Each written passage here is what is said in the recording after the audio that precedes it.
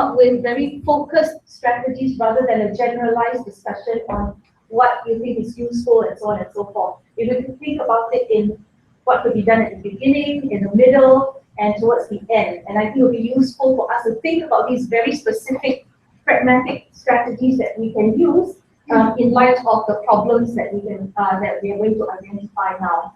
All right. So we're going to work on that now. Perhaps in your groups there will be about 5 minutes or so. Just at the top of the head, you could come up with several problems and strategies, and you could just quickly input it into the document under your group tab.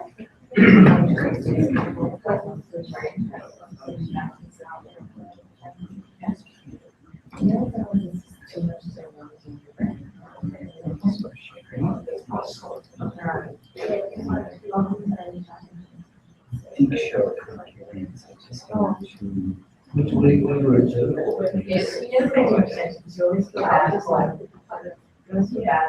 All right. That's your one.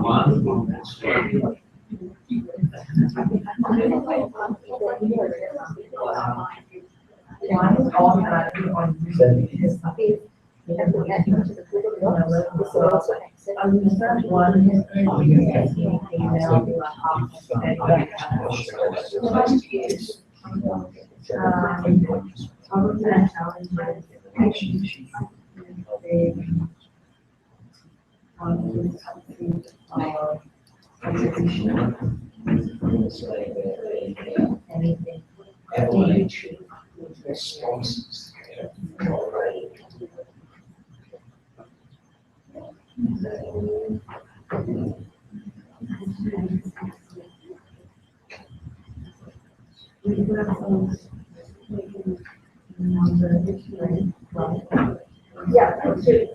So I can row three. I'm back. Sorry.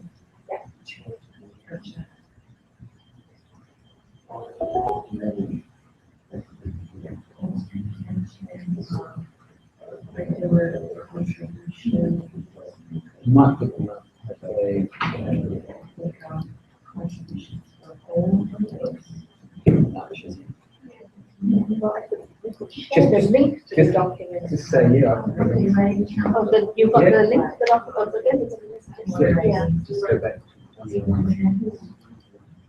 Is that done? No.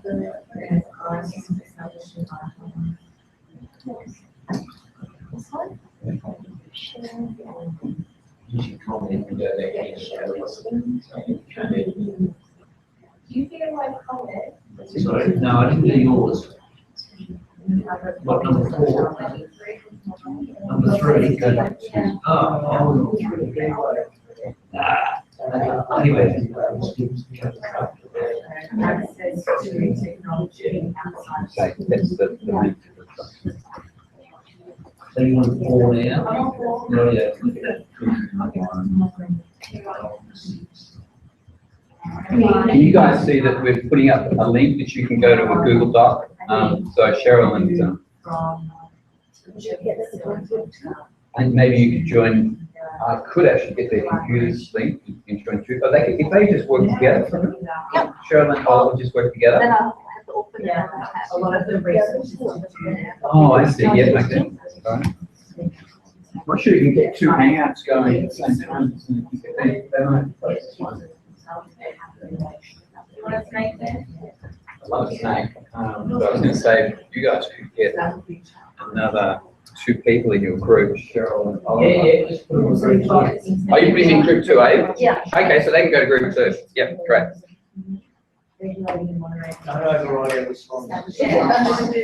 Access to technology.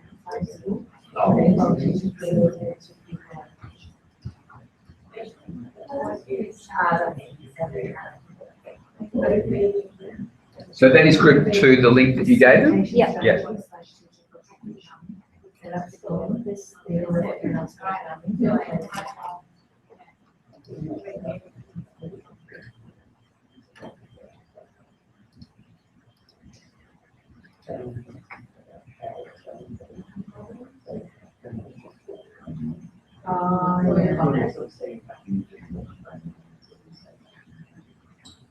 Oh, let's write that. Hello, fries.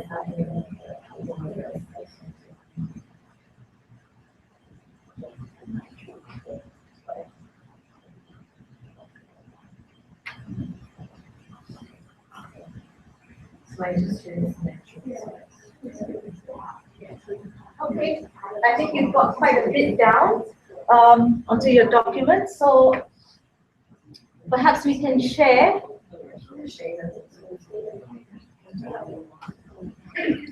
I'm going to have to get you to share it with the other two that are Oh, online as how do I do well. Sorry.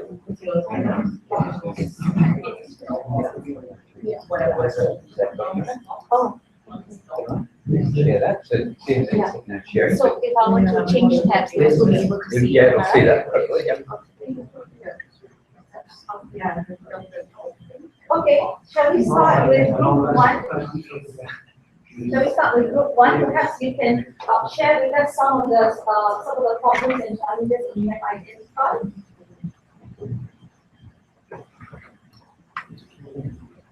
You don't have to run through everything, perhaps some of the key ones that you think you would like to discuss. Yeah. We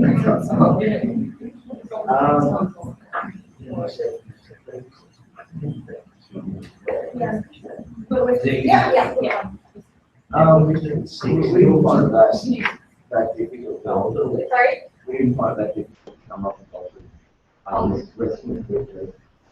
So another one that I think we're going to think about, this is institutional responsibility, demonstrate teaching roles and responsibilities, or educate and maintain a sense of community, and support learning and support learning and study, how active education should be in the community, and how we can motivate students to actually learn. Yeah.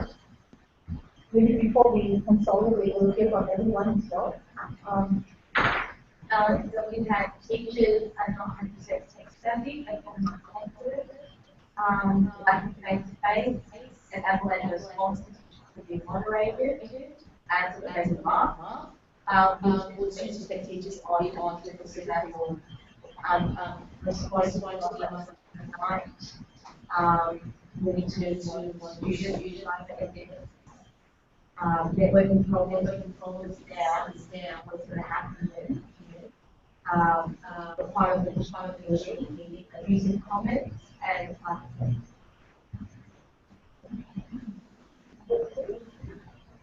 We discussed contributions from the members of the community, making sure they're regularly across the group, access to technology and internet connections to institutions that are using technology, and then from teacher facilitating everything to peer collaboration. I think I will summarize it. Several sorts of challenges. One is the technical problem or how to deal with the software and and then second is time. Seems to be the increased workload. And the third one is pedagogical facilitation skills and just not being, I suppose, skilled or trained in facilitating online discussions. Yeah?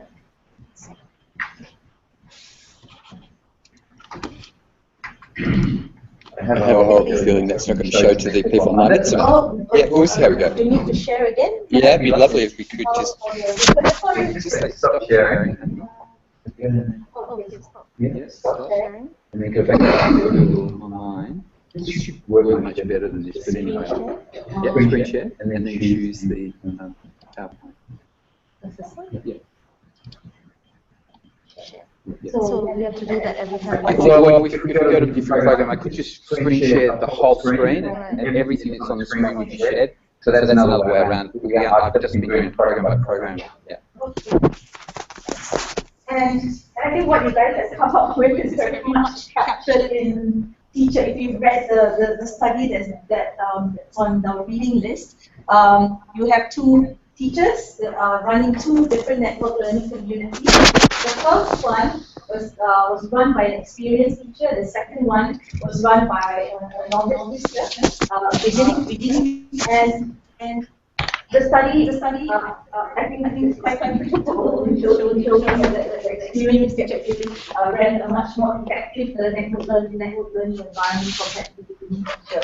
And this was what the beginning teacher had to say after the lesson. She said, I felt overwhelmed by the complexity of the postings, which you guys came up as well. How do you facilitate? This is a pedagogical problem, raising so many issues that, well, if I have replied to all of that, it is going to take me so many hours and I don't have time. Increased workload, how do we cope? How do we take the time to respond to all of our students' queries, so on and so forth? So this is a logistical problem, it's a time problem. I'm afraid that my strategy was that I did not respond, so she kind of checked out.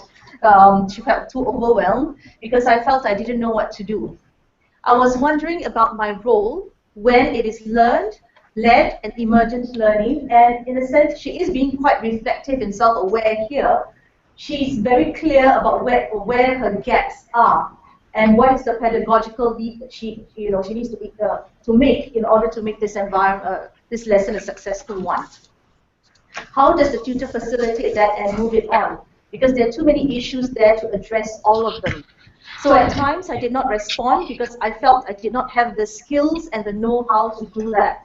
So this is key, I think, to what we need to develop as teachers in running network learning environments. And that's what we're going to move on to discuss. And this is the crux of the discussion today, really about what specific strategies can we then use to begin to address some of the problems that we have highlighted, right?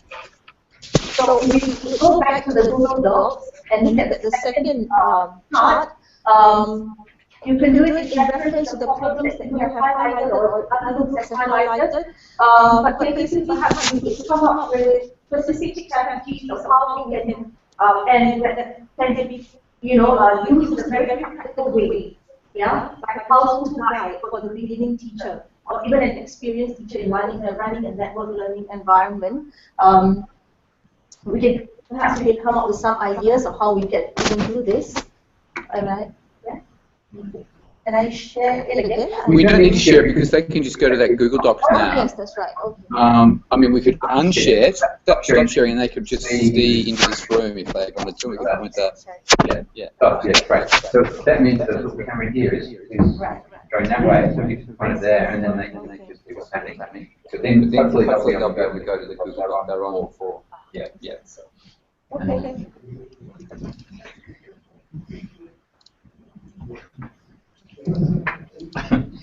This is good. Okay. Doing a bit of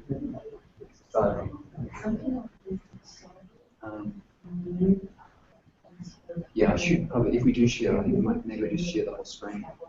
Yeah, how do you I don't know whether it's actually a problem. I don't know why we don't normally do this, but when you go into the Hangout, you go to screen share, get Google Hangouts, entire screen. Right. So that means if I toggle between apps. yeah, everything will come up, I think. But let's just leave them sort of just cancel.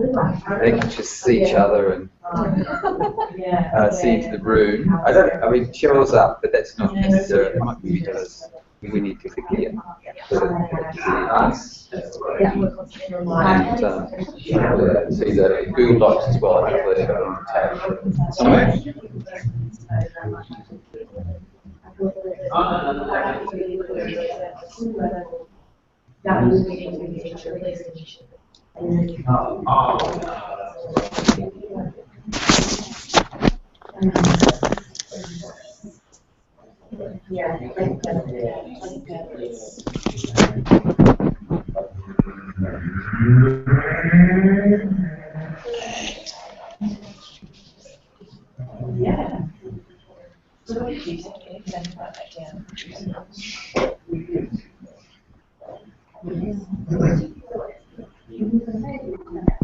Are they running out of your stuff?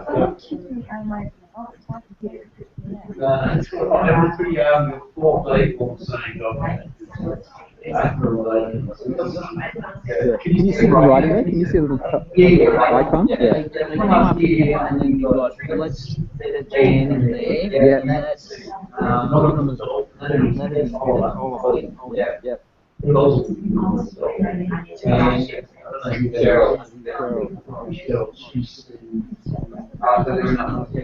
Yeah, cool. Doesn't matter.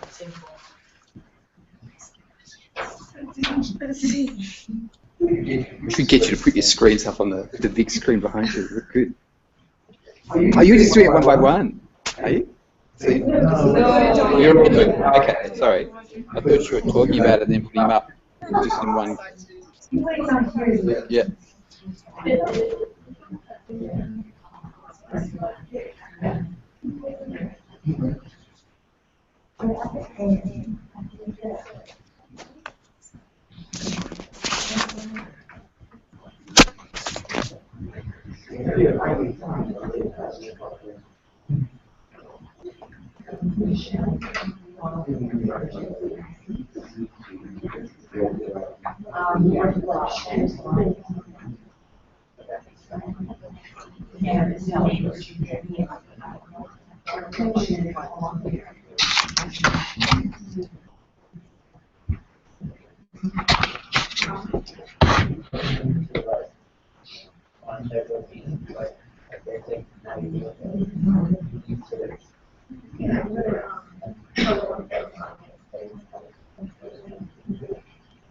Yeah.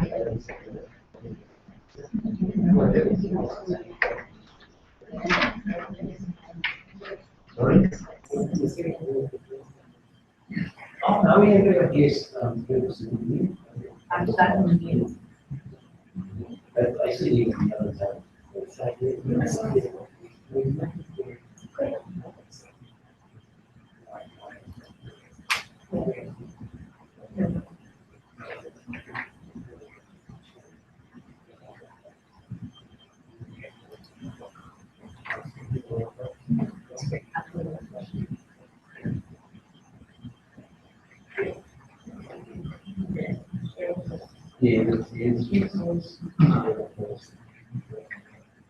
Obviously, enormous goal.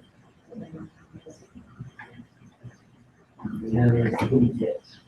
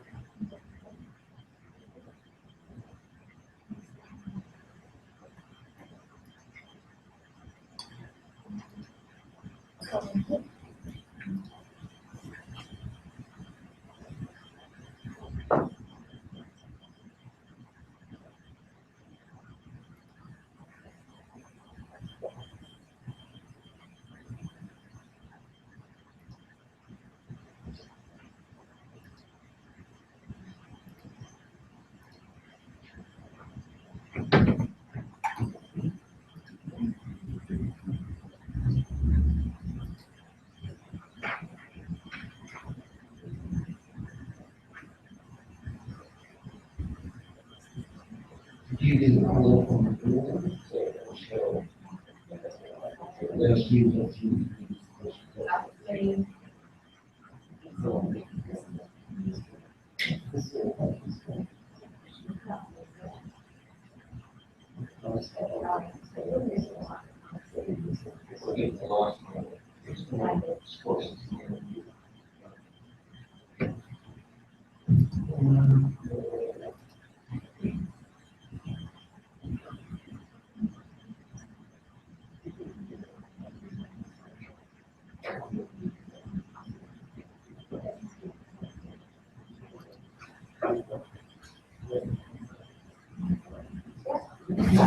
Okay? Are we about right? All right. Perhaps we can begin by looking at how we can start the ball rolling with the network learning environment. We can go through the first section about beginning. Anyone can talk at any time, maybe.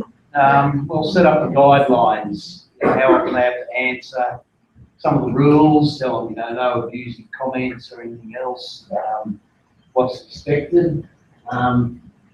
Make explicit learning outcomes clear to them, what we need to achieve here.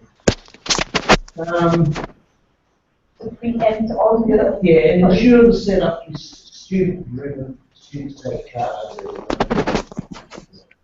The question is how much discussion from the you jump on the I might jump on I will stupid or something. So the ground rules are important, and you think it should be clearly articulated somewhere online, yeah. So there'll be no disputes, perhaps. It's clear for every student. Anything else that can be done at the beginning before you start them off? Make it clear, make the students like report things, like they can say to the teacher, well, I don't like that comment on such and such, just over there, they don't just shut down, I'm going back and again when it's on the students. But that's with the guidelines. What are the guidelines? Yeah. Okay. Yeah.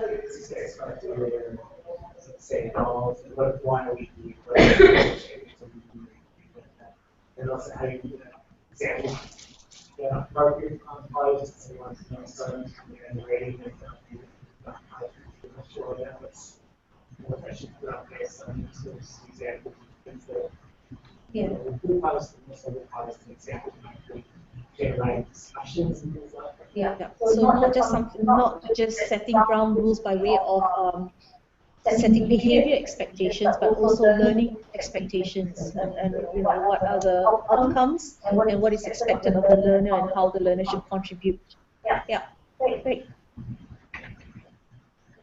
So, do you have anything else to add that we have not? That's pretty much what you guys were talking about. It's just about having the discussion with the kids, and maybe you're talking about the reading, and instead make sure that I know you explain to students what the nature of this is, that's really important. So if they have that purpose clear in their mind, then we're going to Just out of curiosity, when you run your network learning environment, are these ground rules and preamble, are they set online, or do you have a face-to-face talk about what you're going to do online prior to that? In my classroom, we have a face-to-face talk. So it starts, and it depends on the maturity level of the children. That's my primary school. That's necessary to have that discussion. Because otherwise, it's nearly learning. Yeah. Okay. So shall we go on to the middle one? What happens when you are in the throes of an online lesson? Anyone can start.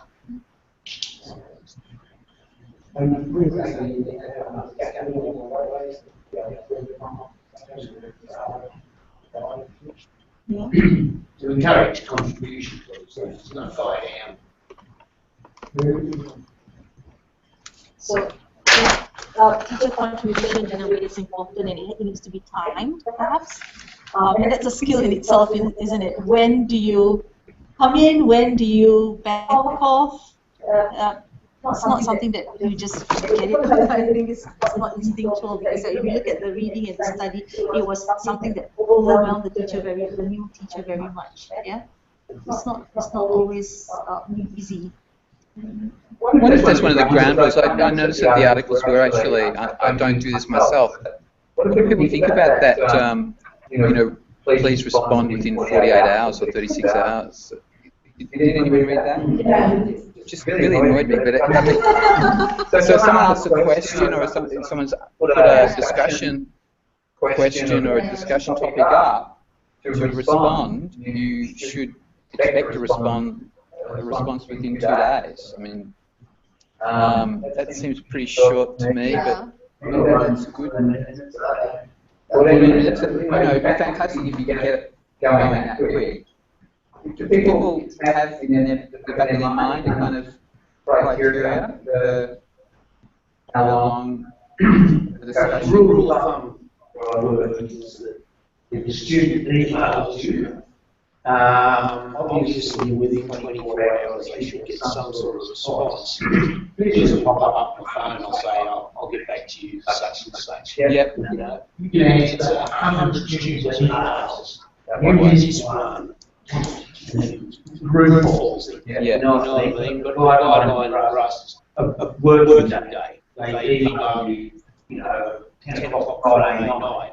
You expect an answer sometime on Monday. That's our sort of loose policy. Okay. That's a loose policy. Right, I do it as quickly as possible, as I forget. Yeah.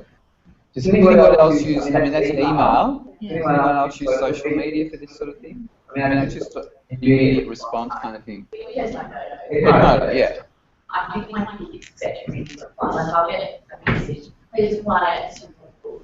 And I leave those for other kids to respond, because it actually creates a great dialogue. Like, someone said, oh, with the homework, how do I speak to my son? I don't know how to do this. So then I left it a little bit, and then, you know, another kid wrote, oh, hey, this is how you do it. He was like, oh, I don't know about this, what do I do? And then I love the kids start saying. So by the time I get there, I just say, you know, thanks for your question, thanks for those that responded. I think follow those instructions that they Yeah. I think that's good advice. But when they type out a message, that's when I'm like, oh, you know, you could have everyone else in the class helping you, have better answer. Quicker. Yeah. But then I kind of know not to just type out a message. Yeah. Yeah. So any other responses with regard to how we can manage the NLC as it's going? We've got a comment, allow students opportunity to revisit the questions again, you know, so, you know, they can go back and put some more things in. Yeah. And this is linked, I think, to the whole, to making sure that the lesson objective is always at the center of the lesson, right? That the discussion itself, I think it's mentioned in the article, the discussion itself should be central to the learning and not stand on the periphery. Yeah. Can I just clarify with people again? Just I'm not trying to interfere with it. Just do people think that that's always going to be the best way to run? I'm talking about the running now. We're in the middle, so we're talking about the way in which you just conduct the discussion as a moderator or a facilitator. You call the facilitator more than the moderator. I know you want people to focus on the task, and that's very, very important. I'm not belittling that, but is it always the case that they can always swing back to get focus on the task?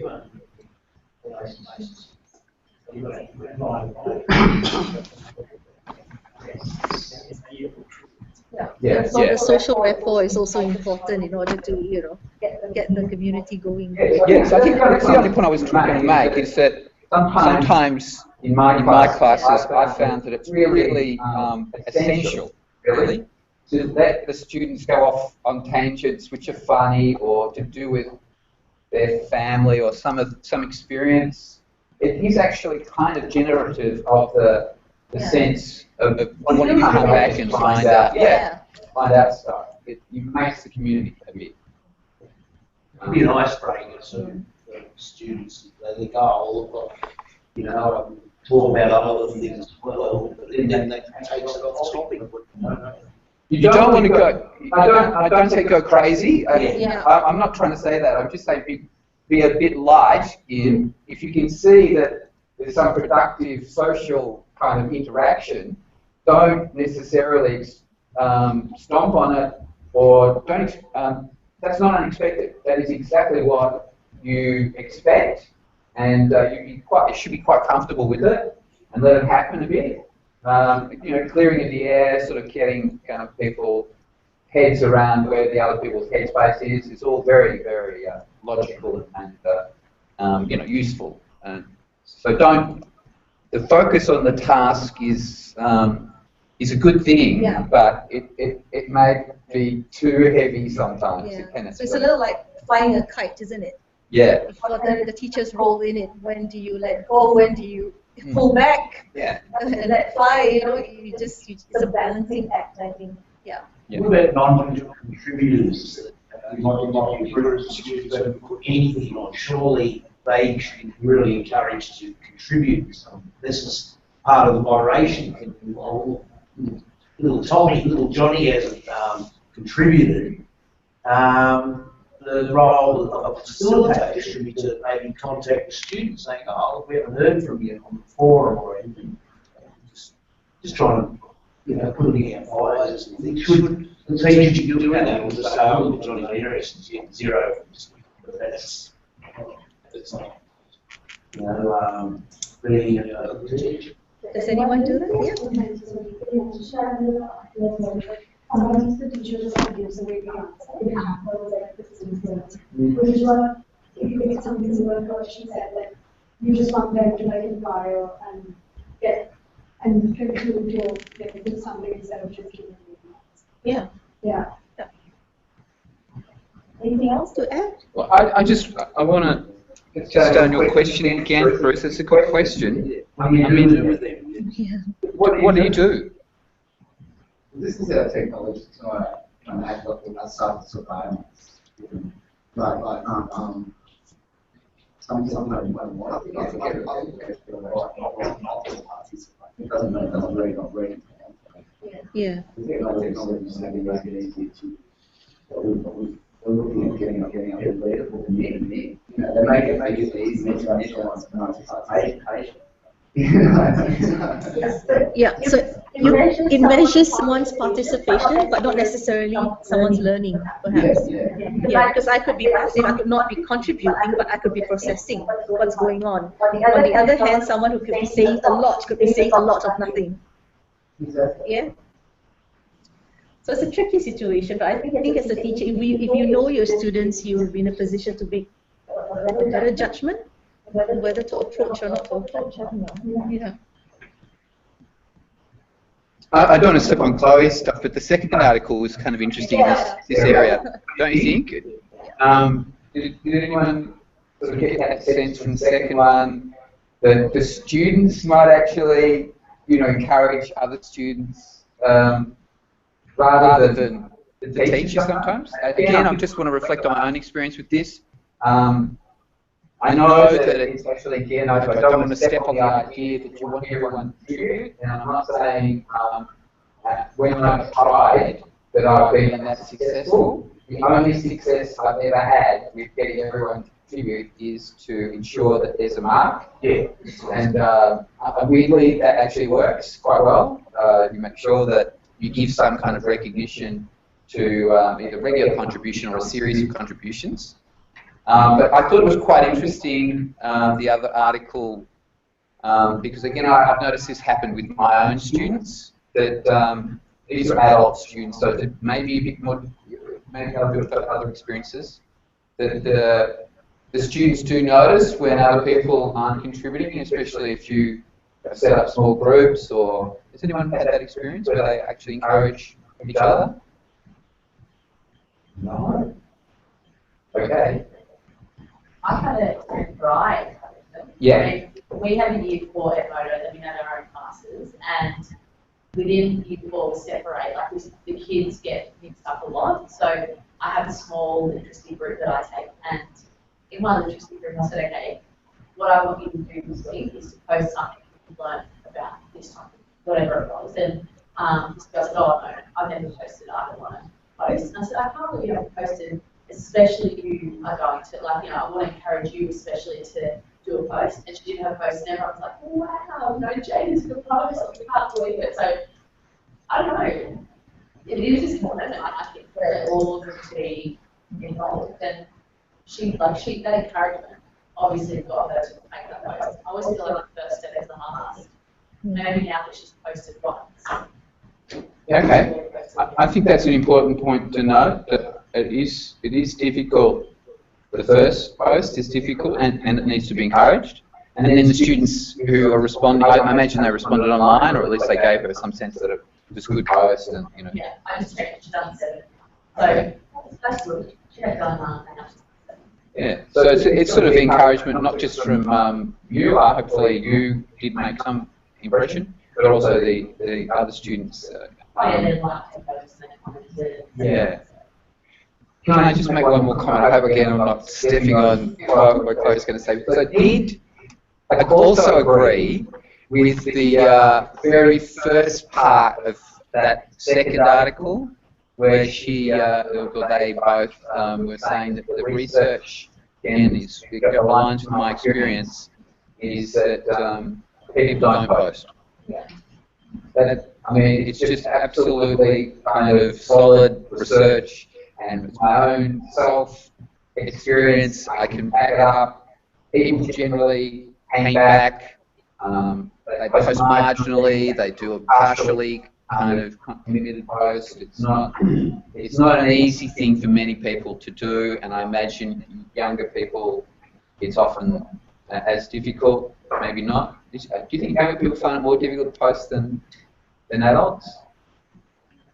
Not with social media today, they're on their phones all the time, texting and carrying on, you know, so they're very savvy, they're digital natives. Okay.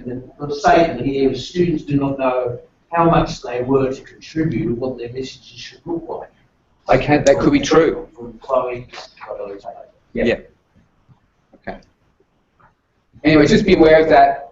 That is a finding, and I think that is a useful finding, and it does require a little bit of thought about encouragement and how you go about. If you want to get that going, is there a way, or do you want to allow people, for example, if we're talking about different kinds of online communities, and we went to the what's called the MOOC kind of online community, the massive ones, thousands of people online, there's a completely understood section of that community, a very large section, which do not post. And in fact, in a way, it's actually a good thing, because it means the other ones get a little bit of more attention. Do you feel like there's so much going on that some people are getting quite a lot of benefit, much of the benefit anyway, without necessarily having to make a big contribution by posting. There's obviously a much greater benefit if you post. Anyway, I love that bit in that opening. It was just so true. Yeah, I think I'll just, it's already 6:15. I need to pass this over to Chloe. So I'll just summarize what you guys have come up with regard to how we should close or end the network learning environment. And I think what is struck me across all your responses is that you do agree that reflection is very important. We've got peer review here. Peer feedback, teacher feedback. So there needs to be some kind of summarization, some kind of consolidation, and everyone seems to agree on that. Second, what we've got here is also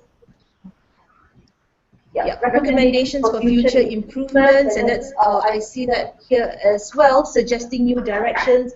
How then do we move forward? So that's another way in which we can close and end it.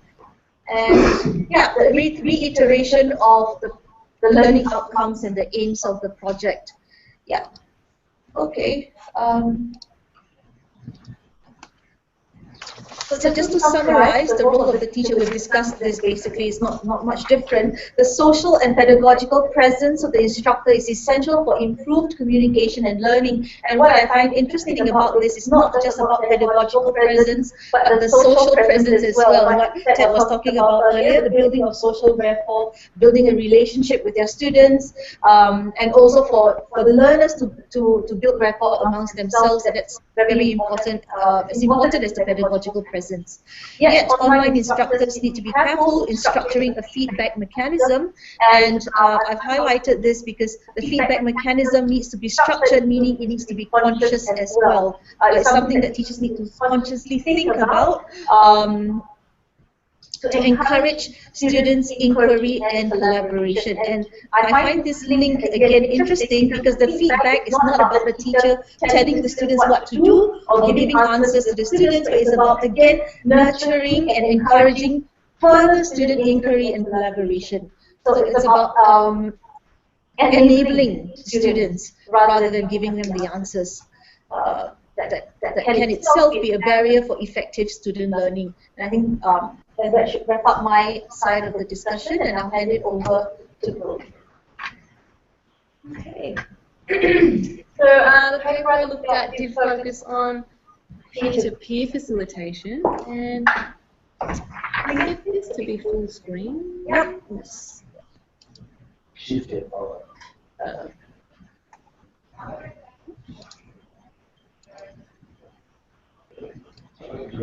How do I go next? Sorry. Okay. So yeah, the purpose was to really examine the facilitation techniques that the students would use to attract their peers to join in on the conversation, on these online discussions. This was focusing on asynchronous discussions, so it's not occurring in the same time. So there's something like a Modo can go on at their own time, at home, different locations, and contribute to the discussion. So looking at it from the student perspective, provide a lot of insights for teachers in the way that they want to go about establishing these online environments, and they can utilise the skills of the students to contribute and encourage more meaningful discussion on their own. So the data from the paper pretty much looked at reflection logs that the students made, and then they looked at the posts. And the way that they analysed whether students had successfully attracted others is by looking at the depth of the discussion threads. So threads that were of 6 or more levels, so 6 to 12 levels, were considered to have successfully attracted different comments to the conversation. So the 7 most common successful facilitation techniques were found here. This is just a quote of what an asynchronous online discussion is: a text-based human-to-human communication via computer networks that provides a platform for the participants to interact with each other, exchange ideas, insights, and personal experiences. So I think this is a pretty straightforward question. What benefits does this sort of pedagogical approach provide? Or what does the asynchronous online discussions as a pedagogical approach, what are the benefits of student learning? So maybe take a moment to, any suggestions? I think it's quickly just go around their own little group and see whether or not they can say, like, there's 3 benefits. If there is benefits, maybe there's disadvantages. Is the next question? Yes. Okay, so no, just 3 benefits from your group. Each group's got to come up with, 3 benefits of the pedagogical approach of asynchronous, not in real time, online discussion.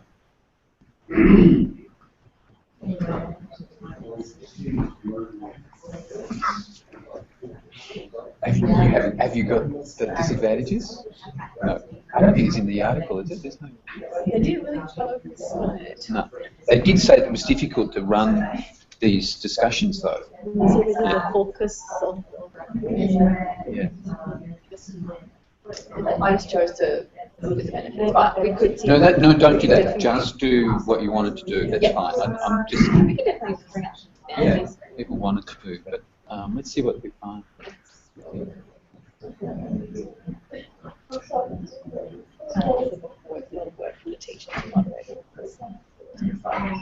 But is it worth the effort? If there is a benefit, can we get to the benefits and then see whether or not it's worth it?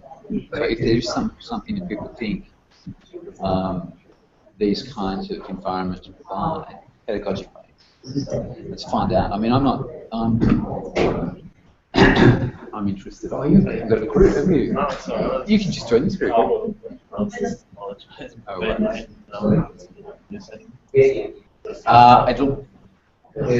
It'll be. Are we going to get the slides in some form? Will you put those up? A link to them? Oh, you just put a link in session 8. into Okay, the, I'll do that. yeah, that'd be great. Okay. And even to the, On the blog? Is there a way I can upload it on me? oh, you can upload it. Yeah, just download and upload it. Yeah, if they just do an attachment. Yeah, they'll come up. And it'd be lovely to get the work the students did in the Google Docs. So if you've got a way that, I can just copy and paste the link. copy and paste the link, or you can download it and then upload it. That would be great. We have another session. No, I don't think so. We do. We have one more. It's 2 weeks holiday, and you've got to. I just changed it to the Tuesday, which is the first day back, I think. So yeah, it is due on that day. That's right. Yeah. So I moved it up to Sunday because I put the 6th down, and so it's like 2 days after. So it's just tidying up. But we did talk about this. We'll talk about it again before we finish tonight. I know that you haven't got your other assessment back, and it might not necessarily be absolutely essential, but you might want to know what I thought about it. So you can go on, and I just gave the offer that if you need to email me, I'm going to be on deck for 2 weeks. I'm not going on holiday, so you need to ask questions. It's straightforward. We'll find out personal questions later tonight, I hope. Yep. You're planning on going on holiday, of course. You know what? I could still go on holiday. This is one of the advantages of asynchronous online discussion. You should put that down. You go on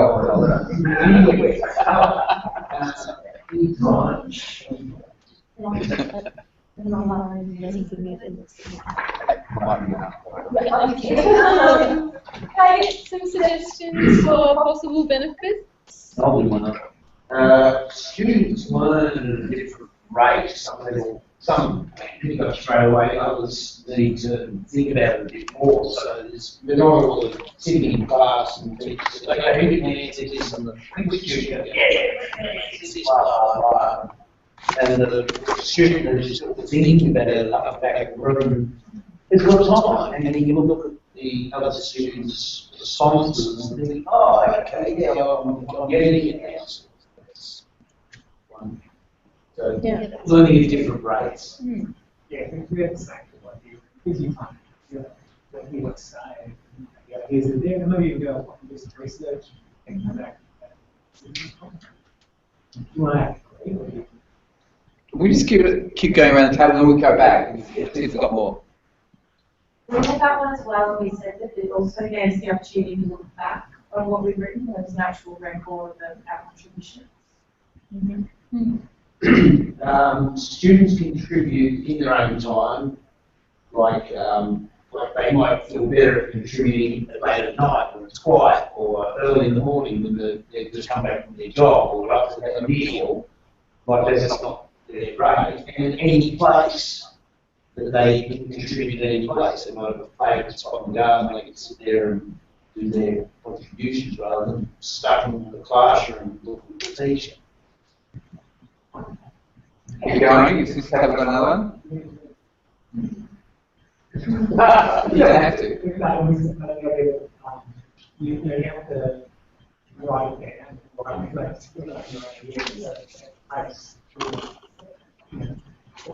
like in an informational standard.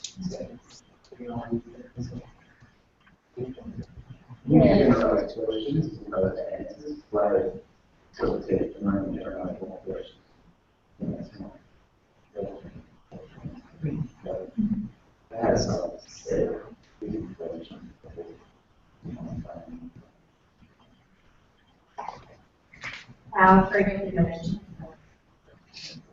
Anyway,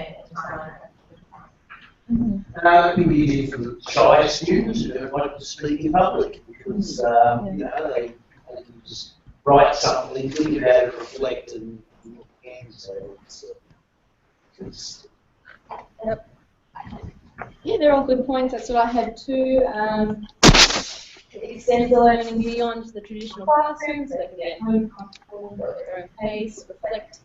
Have the process of writing it down encourages reflection and promotes higher order thinking. So, having to think clearly and precisely about their thoughts. And because it's all written down, it shows the evolution of the discussion.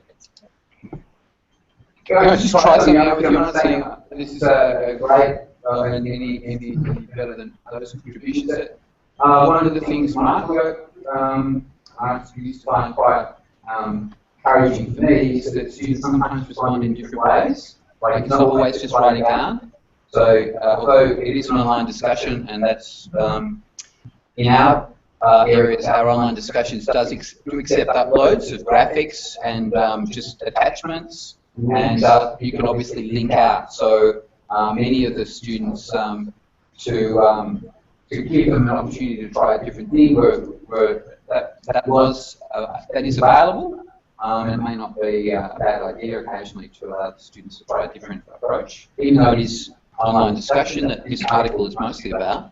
The fact that they can work on something that they really, might not be a written piece, but maybe a little PowerPoint or something different is sometimes encouraging for them. The questions are really important, and writing them down too, and asking questions is good. Yeah.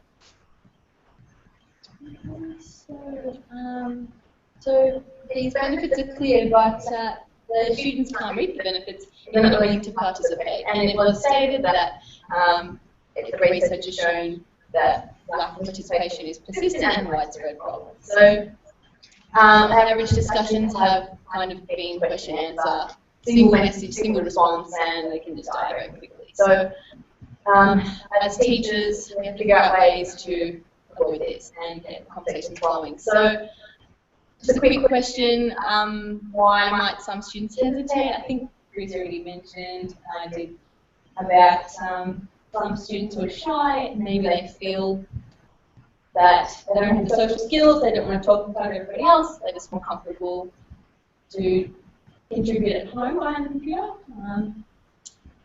Any other reasons for hesitation? What goes in this? Laziness, pure laziness. Oh, right, they've already answered the question. Why should I have to put it in? I'm just going to repeating what they've said. Yep. I think also sometimes kids can misunderstand or misinterpret the language that this has come up, and I think there needs to be a lot of discussion about making it quite clear in kids' minds. Sometimes they just more about it, they don't understand, they don't get it, they don't know what they should say.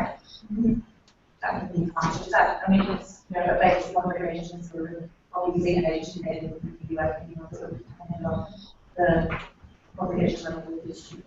Yeah. I guess in that case, it'd be good to give the students some examples of what appropriate responses would be, and maybe scaffold them more to contribute.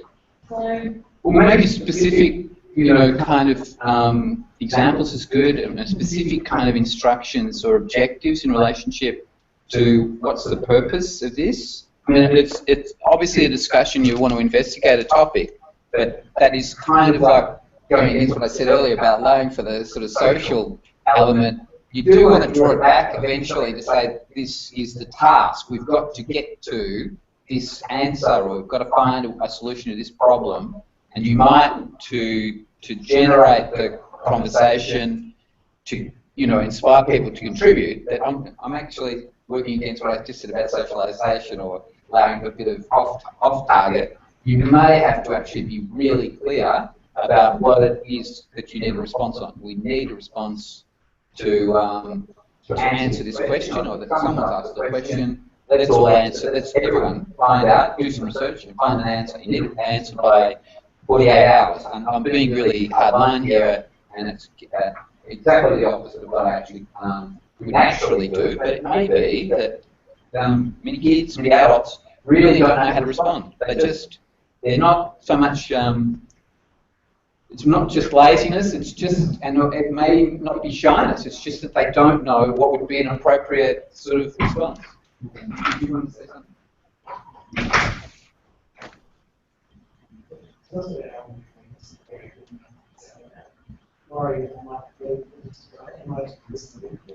Yeah. Then that's up there. Worrying that they are wrong. And if they put something incorrect up there, what would happen to them? So that's an issue too, because they're not the experts on this thing. The facilitator teachers are meant to be. Yeah. They put a question, an answer up there which is wrong, and then everyone, they'll blame them or whatever. I'll never jump on it again. Oh, I'm not going on there again. I'll just sit up stupid. So that's a big problem. So it's important to build trust, I think, in this kind of online learning environment, right? Yeah. Yeah. Participants need to feel comfortable and safe, even if they make a mistake. So what if they say something wrong? Knowing that they're not going to be shut down for it? Yeah. Yes. Be respectful. Yeah. Ideas. Yeah. Sometimes it depends to whether the online discussion you need to answer that question. Yeah. If you have a classroom discussion, you might get 10 out of 25 kids to stay in that space, but it won't be given 10 kids to the active ones online.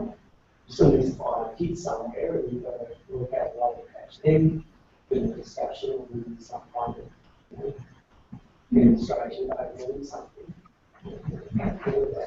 But yeah, it's the only like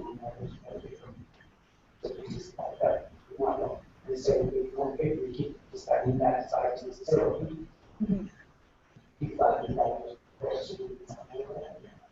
Well, I think thinking of alternatives, that's what we're trying to do. We know that people find this difficult. I mean, that is just the research. It's a standard thing that people don't respond online. And I'm surprised that they were measuring 6 interactions as a sort of a standard method before they, because I reckon it's more likely they would have had much more data if they just did 1. Because many of the responses don't go anywhere, they don't get responded to, they just become their own self-post, a post from one individual that doesn't get a comment. But I think they were saying that their threaded discussions weren't counted until they got to 6 exchanges. Yeah. Anyway.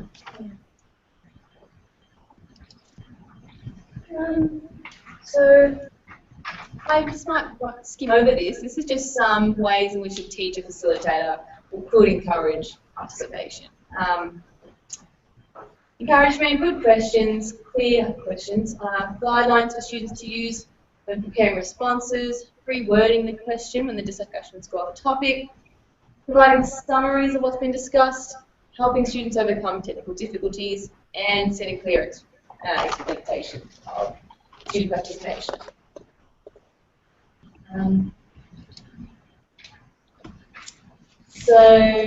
Yeah, there's a little research being done. So this is what the paper wanted to find out was what facilitation techniques they're using.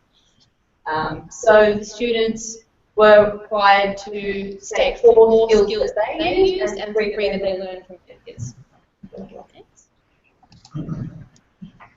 So maybe if you want to take a moment to think about what you think, from a student's perspective, how would they encourage peers and how would these be different techniques that teachers might use, and why, and maybe whether they're more effective than those that the teacher is using, and why. Because that is actually one of the findings that people have commented on already in the discussion in our NING, is people said it was interesting that the teacher encouragement or the teacher-generated questions did not generate as deep a response as the student ones. Now, what are students, that's the question we're trying to investigate, just in your small tables again, sorry, you might go over here, come up with, well, can you think of reasons why the students are able, or what do they do to encourage each other? What sorts of things happen? You don't have to think about this because I can't think of it. What is it? Do you know? The 2 most common facilitation techniques that generated the longest threads and most conversations were those that started off with sharing experiences or opinions. That's right, yeah. Then, as it moved on, questionings to prompt further discussions because it creates obligation others to keep going on. And then I think it was also with just appreciation, showing appreciation. And there were the three main things. So when you see a friend comment and you give them encouragement, then they get confidence. It needs to be confidence building. Yeah. So they build on that of affirmation That's not from all peers. motivation, like when you see a friend doing something. That's why there is. I wonder whether it's got, I mean, this, I know this was in the article, but it's something to do with the fact that when you're the teacher or the lecturer, you're actually not able to use the same language, you don't have the same world experiences, and therefore you actually, your method is a little bit off-putting, and may even be intimidating, but for the same reasons that you don't want to get it wrong, because the teacher's asked the question. So because of the fact that it's a student kind of encouragement of, you're not, there's not such a feeling of pressure, or you may not be as under such a kind of an authority base. You feel like you can actually contribute without getting it wrong or getting, And I find that when you split them into smaller mixed ability groups, the quiet ones or the students who are not so confident, they tend to be more participative because it's a safer environment. So, and the stronger students are able to get them to contribute. So once they've contributed in that small group, then they get the affirmation. Okay, now I can say to the whole class. That's right. So it's a bit of that. I think that's actually, it's more like what you experience in the real world as similar online. So you would actually find that the two things, no, it's not sort of the same pedagogy, but it is. So there's a little bit of what you said, people need to check their ideas with their friends or people at the same level. I mean, I'm not saying it's in the other one, just, Maybe it'd be good to more face-to-face time to learn those things. Oh, no, I'm not trying to say that. I think it's possible. I really do think that what the article's saying, that the online component does actually work. Or at least works better than just the teacher trying to encourage the students to respond. So that's the point that the article's trying to make, is that clearly you can go all through the whole encouragement piece from the teacher's perspective and still get a better response if the students do it. Because we know what happens behind the scenes. It could be in a chat box somewhere. You know, having that conversation before they post something. We wouldn't see it. I'm absolutely sure that my students, that's what's going on quite a lot. There's a lot of discussion behind the scenes. Behind the scenes, they're all just checking what just asked a really stupid question I've never heard. They would never say that to me. They would reinforcing their own thinking. Am I right that the teacher said, that question? Have I misunderstood it? And they do actually to and fro. We used to have these real-time, not asynchronous, real-time chats where you had a private chat.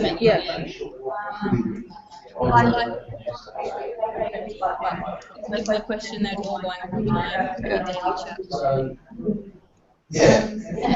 You could do it in Skype, but it was basically what would happen is people would chatting, and then there's text, and people chat over each other, like following who was talking or responding to who. It's really difficult to get your head around it.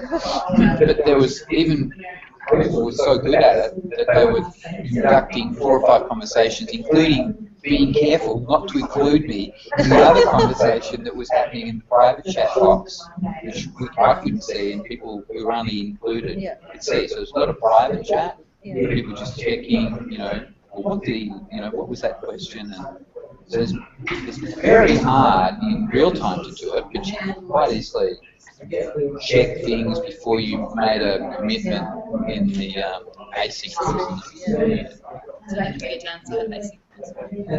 Weirdly, it's a really good thing. I love it. I think it's great to do it. They're engaging in the question. I would not, it's a bit like my thing about the social thing, I would not stomp on it, I would not Weirdly, I just think I don't care it's hidden from me. I don't really worry about it. I love it that they do it. I think it's a great thing to do that kind And of. generate splinter discussions Yeah. that may be equally useful to their learning. More Yeah, useful. more useful, yeah. So even though it's hidden, it's weirdly kind of useful. Yeah. Strange. I mean, there's some negative stuff too that goes on, but I mean, maybe that has happened too. Can't really avoid that either. Anyway, we should probably ask them what they came out.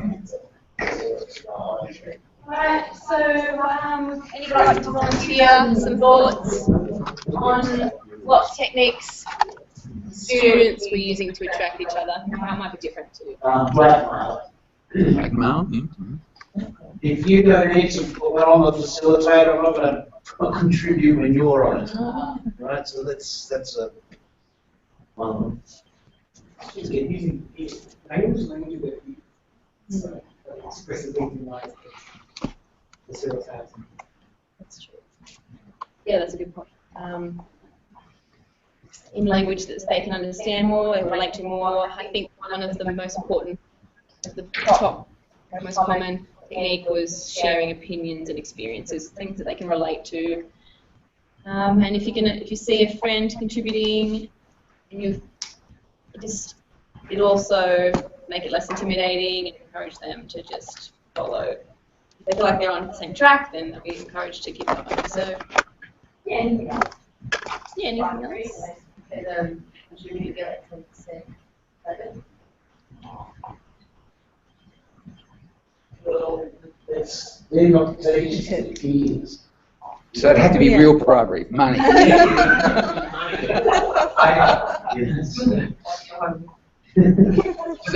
that would be a teacher technique, which I think you'd probably be aware is actually kind of effective. But I think what we're looking for is what the students, how do they encourage each other? Does anybody else got any? Yeah.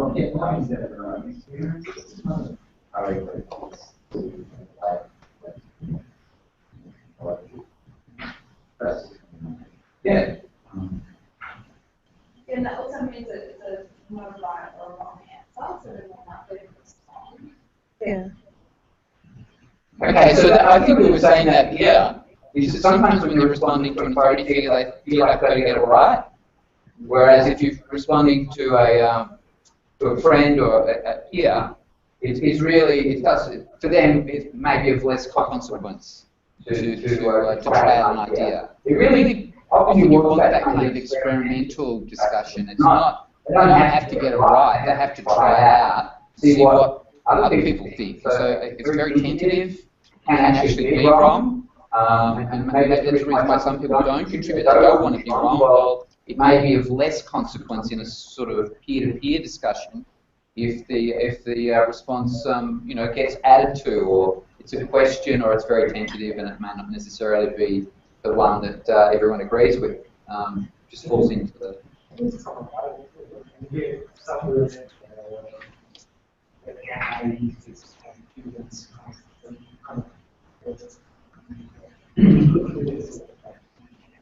And the kids would do it themselves. Yeah. Social capital generated through this. Also, a social environment that, they'll be all sitting in the cafeteria, having a coffee or whatever, and we were talking about the trust aspect. You would trust your peers to look after you rather than a teacher might. I don't know.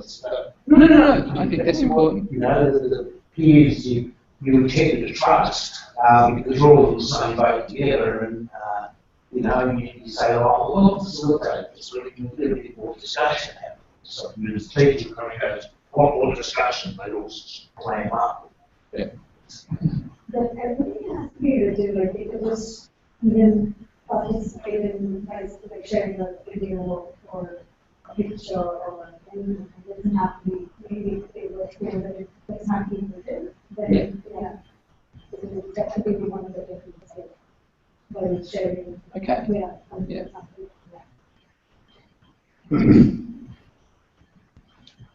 You go, keep going. Yeah, so the most, from the paper, here we go. The most common facilitation technique, giving opinions and experiences, followed by questioning. Questioning others about their viewpoints or questions of clarification. So for example, students saying, do you think it is feasible and how can this be achieved in the future? So I found that all the paper said that obviously this creates a sense of obligation for people to keep applying, so it's very commonly used technique. Followed by a few others, establishing ground rules, showing appreciation. That's actually, appreciation is the third one. So offering thanks for someone contributing, just giving some positive feedback will also build students' confidence and they'll be more likely to participate. Nick was doing that at the beginning of our meeting session, wasn't he? He was saying, oh, geez, some great discussions going on here. Yep. Appreciation. Yeah, that's all I really wanted to say about that. Keep moving forward. Just Socratic questioning is a really good technique. Just in terms of promoting kind of deeper critical thinking. The two that were most common in this paper was questions of clarification and viewpoint. But it's definitely a technique that students should be encouraged to do more of. And because again, it just continues, it keeps the flow going of the conversation. So these different techniques were kind of organised into this flowchart that we use at the induction, engagement and monitoring phase. So here we go, the top three, like I just said, facilitation techniques. When used together, they can foster discussion threads that work much longer, 7 to 12 levels deep. So this is what was shown. Just some implications for teachers. I guess they need to really educate the student facilitators and provide them with the knowledge to do this. So be aware of the 3 different phases. For example, setting ground rules in the introduction, and welcoming or maybe showing appreciation to their peers, engaging and monitoring the discussion, creating summaries, and particularly in the order, providing personal experiences at the start, and then to continue questioning and to kind of move towards Socratic questions that are more in-depth and kind of analytical to continue and create some meaningful discussion. And that's all I really had to say. Thank you. Excellent. So that's actually really good, and in fact it covers many of the things we might need to think about in relationship to the kind of problems, I suppose, we may face in relationship to our project. So some of these things are actually kind of going to lead us to maybe little contingency kind of arrangements or planning things that we might want to cater for or allow for in whatever system you use. And just be careful here though. I imagine every different technology that people will use will have slightly different kinds of techniques that you may want to consider. And this is a particular set of research papers based on asynchronous online discussion fora or forums, whatever you want to call them, which are a particular kind, very popular kind of interaction that schools and universities use. But I'm not sure how popular they are still. So I'm saying just be careful. These are research papers done on that particular technology. And it may not be that the same level or the same kinds of techniques would work as well in something like Edmodo or Twitter, which kind of is more immediate and doesn't have all of those things we're thinking about where kind of advantages. So different advantages. The advantages are not that you actually consider in great depth the kind of responses that you might make because it's a bit more immediate. You might find it that quick response rather than considered response is actually happen sometimes in later. Certainly in Twitter, people last night when the change of Prime Minister occurred were tweeting great stuff really quickly, and it was just, I don't think it was that well considered. I'm not saying there was any brilliant insights, but some of them were very funny. So it's obviously people who are quite clever making comment, and it kind of generates a kind of a sense of what's going on and who's thinking this way and who's thinking that way. I'm not saying Twitter's a failure, I just sort of like to mention that, but these things are actually it's very important that you don't get locked into one particular way of dealing with whatever approach you think you're coming up with. And it may be very unique or very kind of limited solutions that respond more to technologies that you're working with, or even the age group you're working with. And again, this is an age group specific. I think both of these are more kind of higher ed. Post for second free service teachers.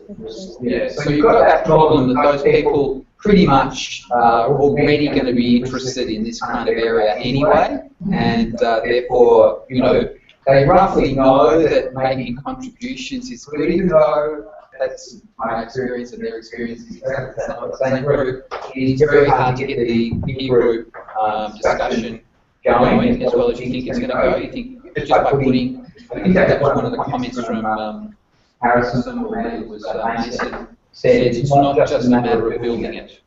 You can't just put an online discussion into an online course and expect it to work. It strangely is more likely not to work, even if you're encouraging all sorts of things. But then you have to do the other parts. You have to do the encouraging and have ways in which you can get actually organise it, do the preliminary work, make sure that people are aware of the rules of the game and have some kind of activities that have to be done within that, and obviously give them the incentives like the lives if you want to get them marked, but then also generate that sense of sociality, kind of the work that happens when they're working together.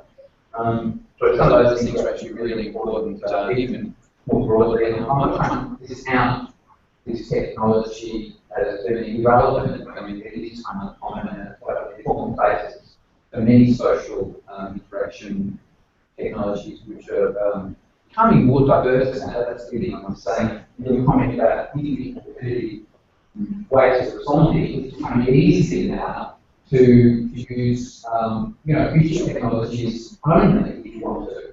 Like a lot of people do exchanges on YouTube, and it's not. It is still asynchronous. It seems to be kind of because it's possible, it might be a solution. If you follow that, because sometimes that would be more intimidating. If you're actually putting the web panel on. But in an asynchronous way and a synchronous way, clearly synchronously, it's very common to have video response.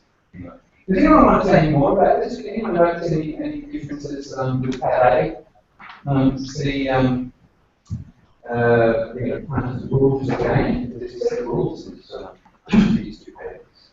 Go back and just have a look at what down and then put down. They're kind of the rules about how to do asynchronous discussion. You can actually tick them off if you. And maybe they don't apply, but you can sort of tick them off. I don't need to do it all, or I could use the rule may actually be that's useful thing to do. Has anyone read things that would discredit this kind of method? Okay, good. And I want to mention one other kind of general notion that covers the online asynchronous discussion, like a forum. And there's been quite a lot of research in this area, which is one of the reasons why it's necessary to know this research if you're going to do working online. It's the most researched area.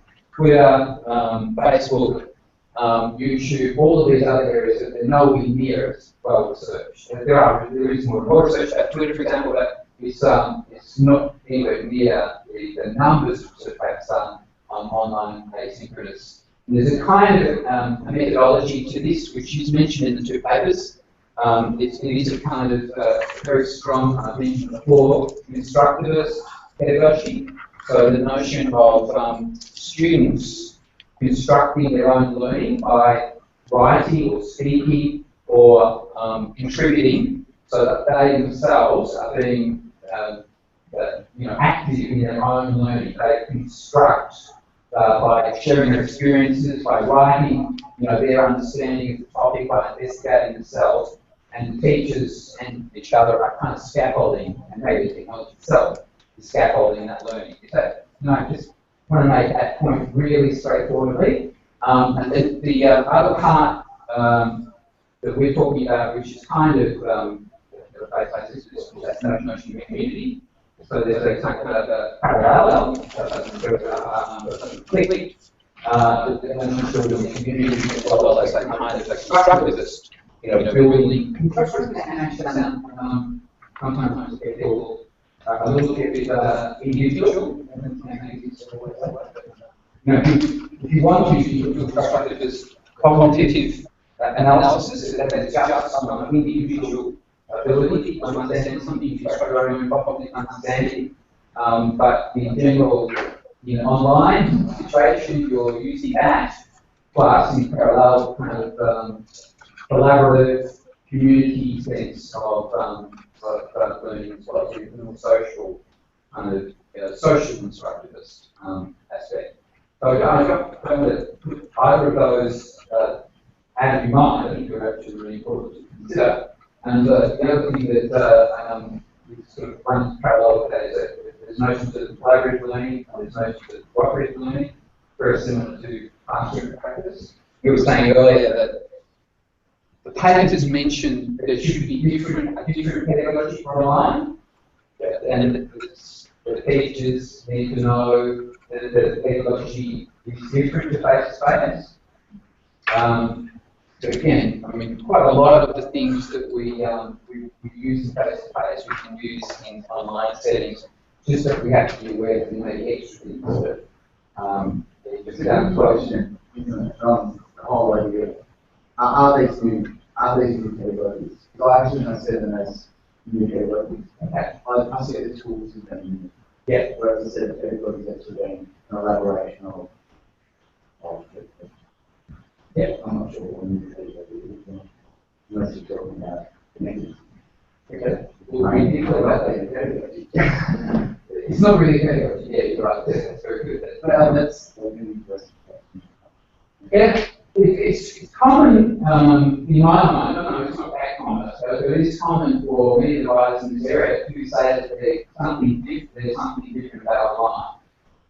It may not necessarily be that you have to reinvent the wheel. Like it's not that you throw everything out, right?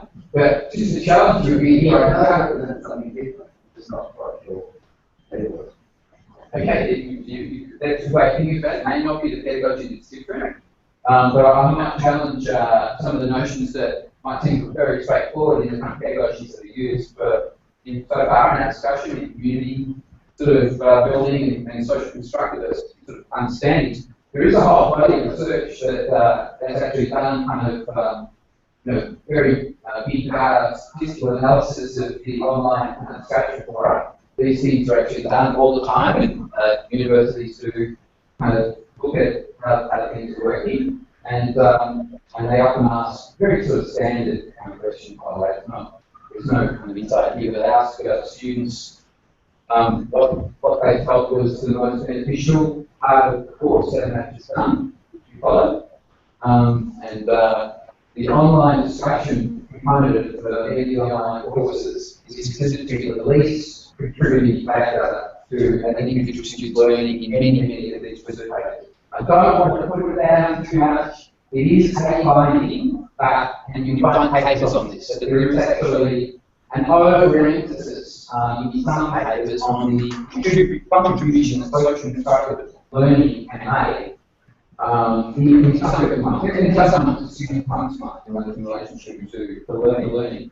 And you know what do students think is contributing more. Did anyone who can guess this? It's not really, I don't think anyone really answered this.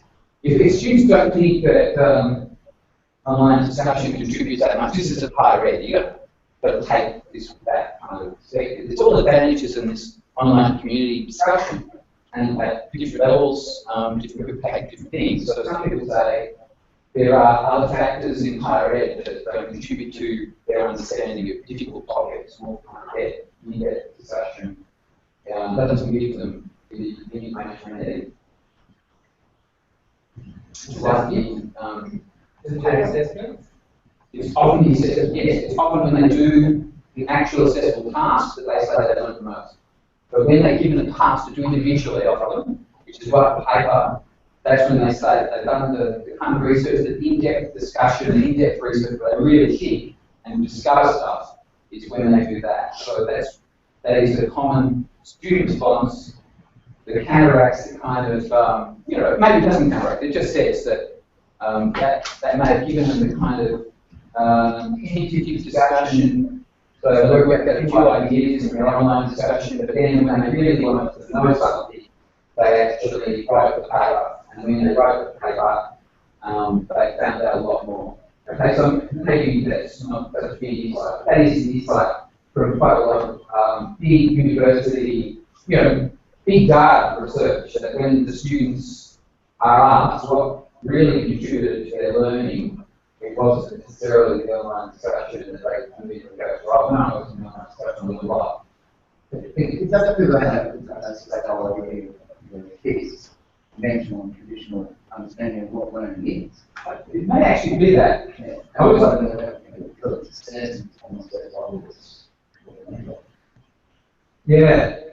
because I was just going to go to some papers that come out of the. There's a lot of things we're talking about informal. Yeah. So the papers that we were looking at last week that kind of stuff about the variety of different social media used in those constructed as MOOCs, connected as MOOCs, and they were talking about the sort of range of different technologies. Those people often say that the contribution they got from social construction. What time are we up to? Oh, okay, sorry, yeah. Yep. So what we need to quickly get on to, yes, it is close to time, is I want you to quickly check with the people around you. If you haven't got any idea of your project, this has a list over with that. If you want to ask me a few questions individually, or I might come around and have another list of questions first. So I'm going to go here. You guys can just join the table and just check with each other. You've got a project in mind. You've got a couple of weeks off where you should be able to think about it a bit more and certainly email me or maybe the rest of the group. Thank you. Thank you. Anything else? I think I'll just upload it. Yeah. I think it's right. Thank you.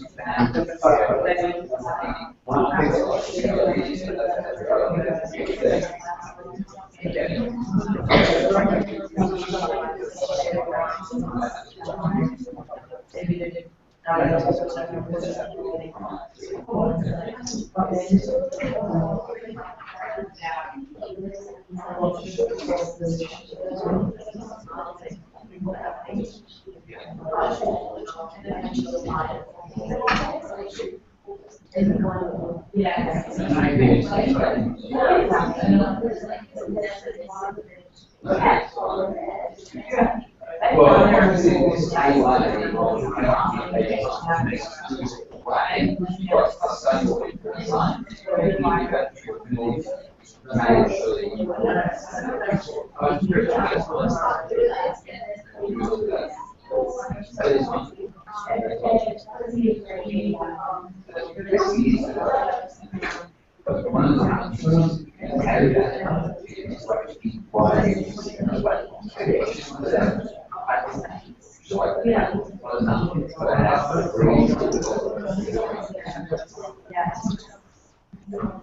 Yes.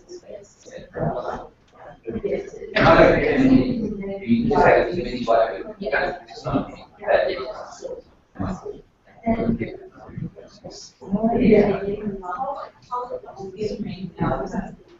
what's not meant to be the outcome, so if you work on there's no reason not to use that. Because it means to be a description or a plan, it's something that you design it. Practicing application, I think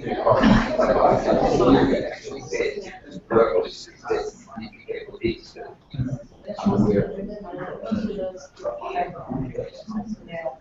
you're right.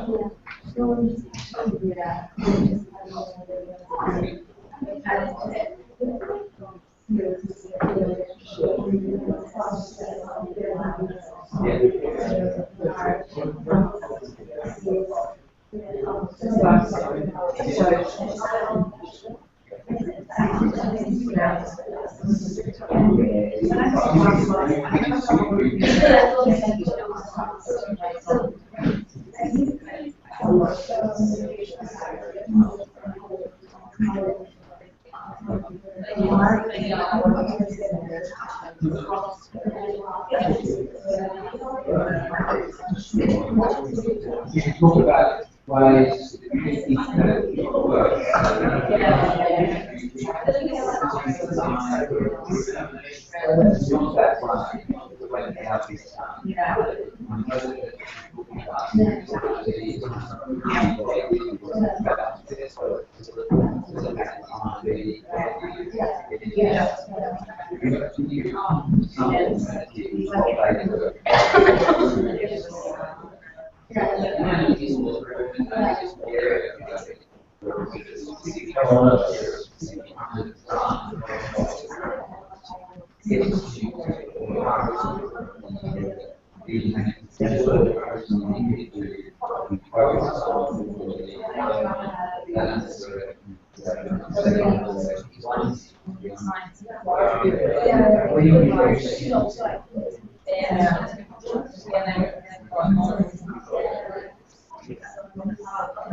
No, I think it's great. If you can think of ways of doing it, even you're going to have to be a little bit creative. So you're going to have to do that's not very design, basically based on knowledge.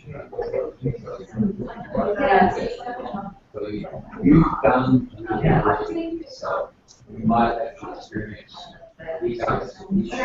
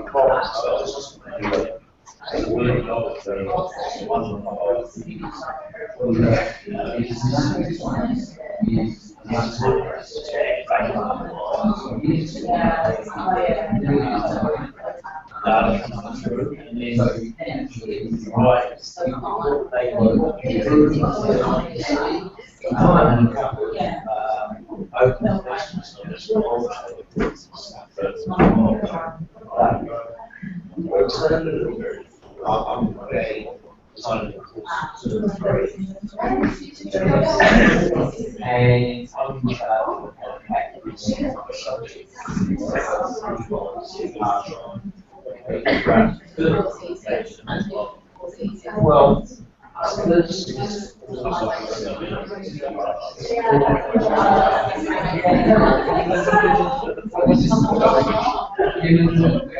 order.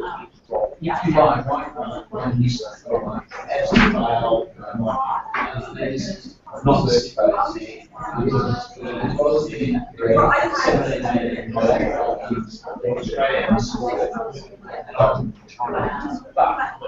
Problems. You don't have to do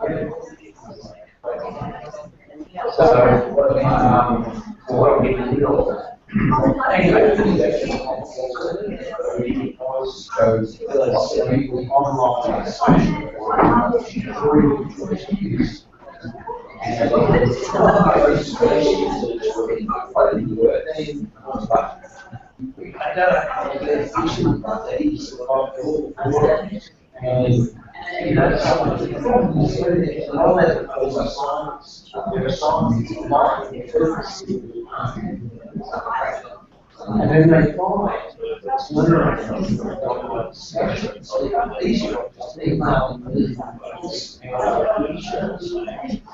they said he did try to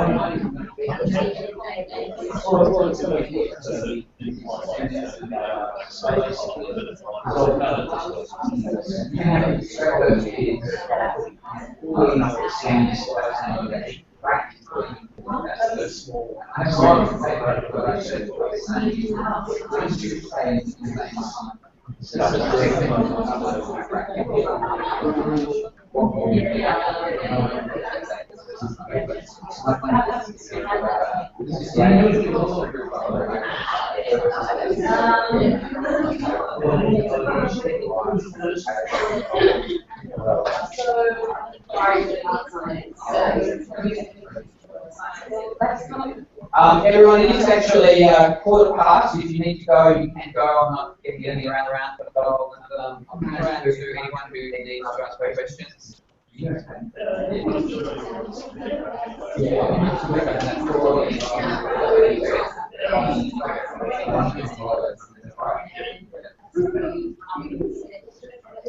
Now, my first side is on Moodle. Now, basically, we've got version 2.2, 2.7. They improved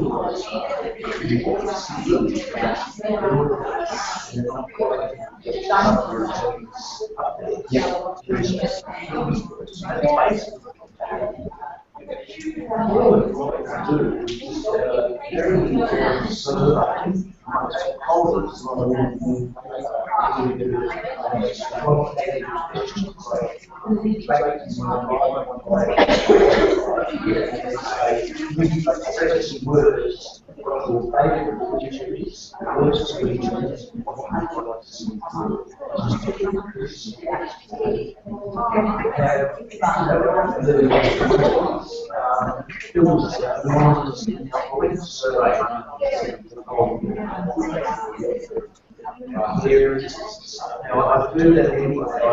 I just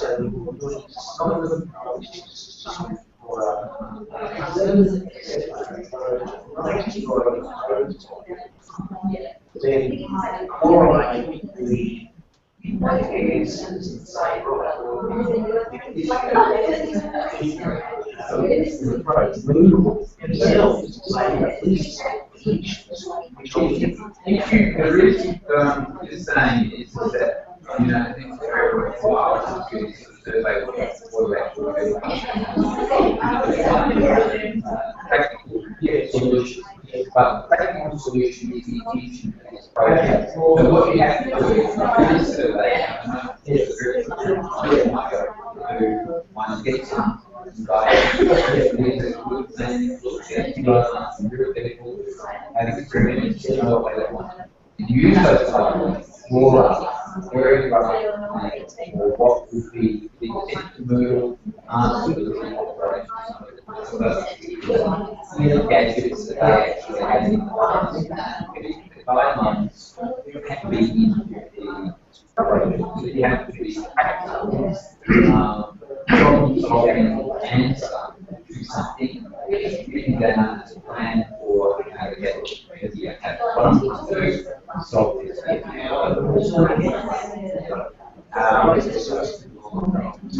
very interesting course, most first year they were 45% pass rate, 25% there's countries. Yeah. So I'm rewriting the course textbook, new making good some of the words on the follow-on course, just basically setting up an online community through Moodle with all the students. And set up a discussion forum. Better. It's more solidly like what we need. So I'll ask you that.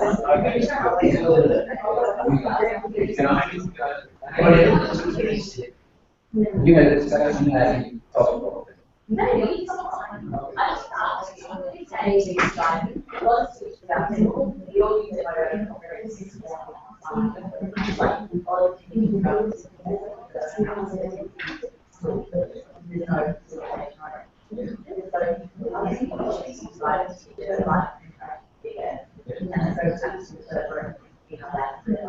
But I actually, for those who don't have these kind of, what you didn't say, really,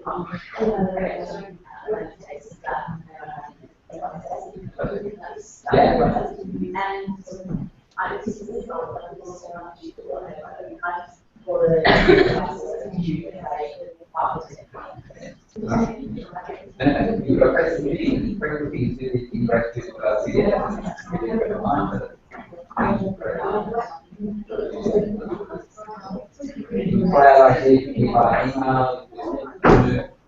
certainly, I want to make sure we get this done and tell people that this particular approach we are going to share with you.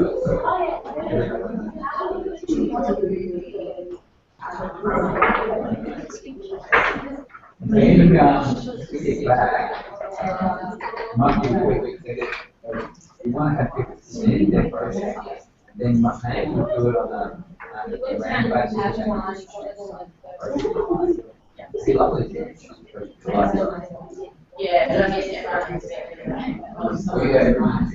let's have check this with CC last time. And if he made allocated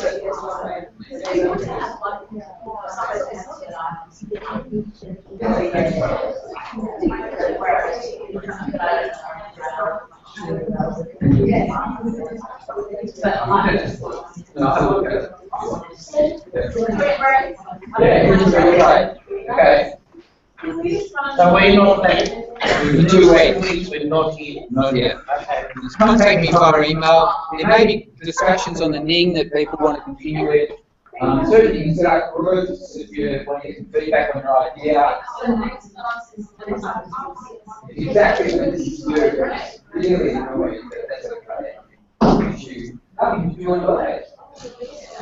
Yeah, just come up with a plan. I'm actually holding down, so we need 24 hours more.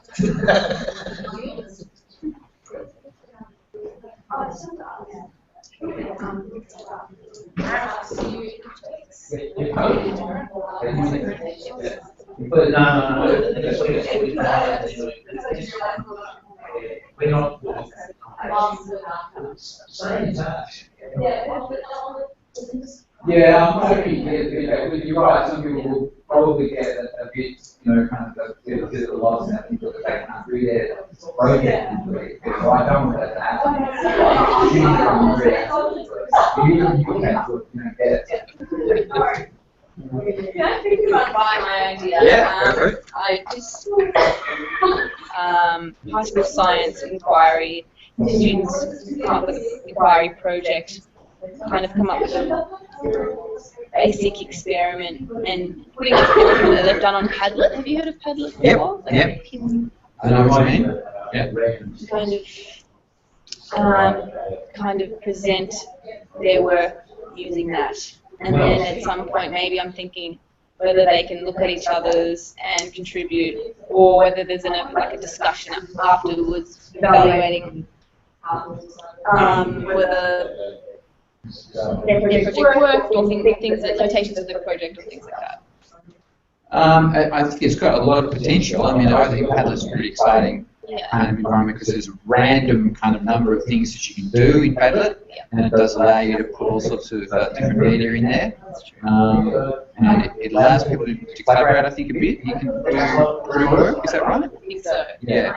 So you need to investigate whether you want to do that. You may not want to have collaborative work. You might just want to have students comparing each other's and looking at what each other's ideas are, or making some kind of comment on different things, and that's fine as well. That might be just a collaborative space for learning, like your online asynchronous discussion kind of space. You're going to have to think about it a bit more because it has to be pretty tight what your objective is. So I would actually locate it into a particular course, particular subject, or particular topic that you want to teach. Make it something real, because that's obviously something that makes it easier to do. If you know a particular thing coming up in the curriculum you need to cover, and you know that this might actually work for that, I would actually focus on the objective for the curriculum, and then just do the things that you need to do in Padlet.